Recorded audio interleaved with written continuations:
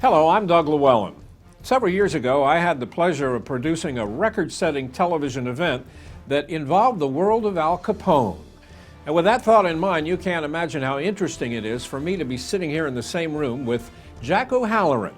Jack is the son of Albert Anastasia, the legendary boss of Murder, Inc., a man who reportedly arranged the assassination of more than 700 people. Jack has written a book. It is called Family Legacy, which tells the story of organized crime from a unique perspective. It's his perspective from the inside out.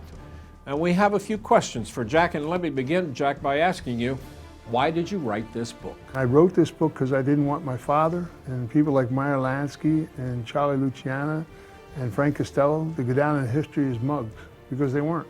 They were part of the growth of this country. When you get back and look at history, they were involved in the unions and industry. They contributed a lot of money. A lot of companies were sprung up from the monies they had.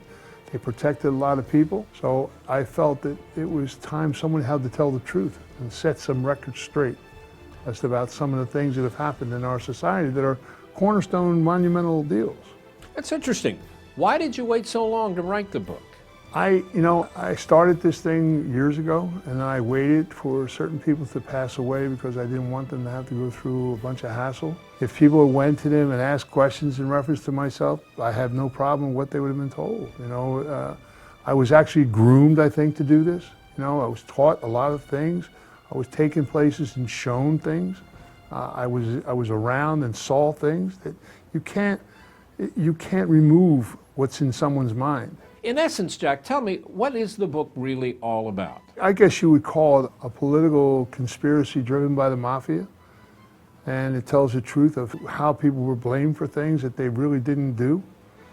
It explains how the mass is lied to and how politics and politicians twist things around for people to believe.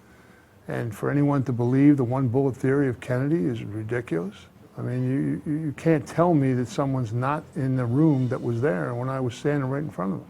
Would you say there are a lot of bombshells in the book? Oh yeah. I think that what they'll find is it'll open their eyes. What are you hoping to accomplish by writing this? I think it's time to take America back. I think we as Americans need to take our country back.